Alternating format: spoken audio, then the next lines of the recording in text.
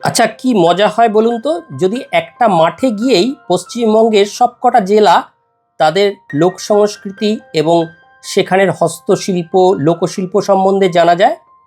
তাহলে আপনাকে যেতেই হবে হস্তশিল্প মেলা 2025। বসেছে এটা City Square Ground near Central Mall, New Town. চলবে 21শে নভেম্বর থেকে 14ই ডিসেম্বর অবধি। দুপুর 1টা থেকে বিকাল রাত্রি 8:30 অবধি মেলাটা খোলা থাকে।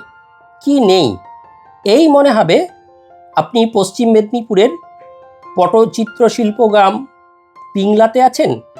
আবার খানিকক্ষণ পরেই মনে হবে আপনি যেন বীরভূমে চলে গেলেন। বীরভূমের বাউল যে যন্ত্রাদি সেগুলো দেখছেন।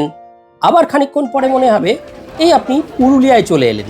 চতুর্দিকে ছৌ মুখোশ, ছৌ নাচের বিভিন্ন সামগ্রী। আবার খানিকক্ষণ পর মনে হবে আপনি বাঁকুড়ায় চলে এলেন। বাঁকুড়ার ডোকরা শিল্প, মাটির ঘোড়া, কাঠের ঘোড়া, এই যেন এক অদ্ভুত মিলন মেলা।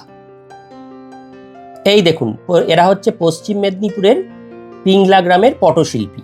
কি সুন্দর সব পটে ছবি এঁকেছে। আর এই হচ্ছে পুরুলিয়ার ছৌ নাচের শিল্পীরা। ছৌ নাচের বিভিন্ন মুখোশ নিয়ে বিশাল স্টল, ঘর সাজানোর জিনিসে ভর্তি। কোনটা কিনবেন কোনটা ছাড়বেন দেখে যেন লোভই সামলানো যায় না। এই চলে এলাম অগ্রদ্বীপ। প্যাঁচাগ্রাম বা পুতুল গ্রাম হিসাবে খ্যাত এই অগ্রদ্বীপ হলো পূর্ব বর্ধমানের একটি গ্রাম। আর এই দেখুন, এখানে আবার শিল্পীরা বেতের ঝুড়ি, কুলো, ধামা এগুলো সব বুনছে।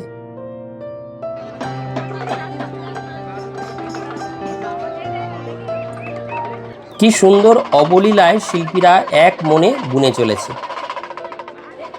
বীরভূমের স্টল, বীরভূমের বিভিন্ন বাউল যন্ত্রের বাদ্য সামগ্রীর দোকান। এই বাউল বাদ্যযন্ত্র যারা বানিয়েছেন সেই শিল্পীরা একটু বাজিয়ে শোনাচ্ছেন, ভারী মজা লাগছিল। আমিও লোভ সামলাতে না পেরে একতারায় দু একটা টান দিয়ে দিলাম।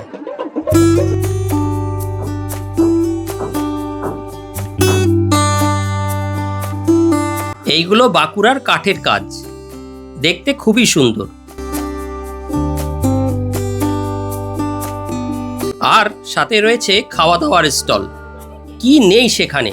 সুন্দরবনের মধু থেকে দার্জিলিংয়ের মোমো থেকে খাস্তা কচুরি থেকে চাউমিন, মোগলাই, এগুলো তো রয়েছেই। রয়েছে সুন্দর টয়লেটেরও ব্যবস্থা। এই সমস্ত দেখতে দেখতে আর এই গুণী শিল্পীদের সান্নিধ্যে আপনার একটি সুন্দর বিকাল খুব ভালোই কাটবে।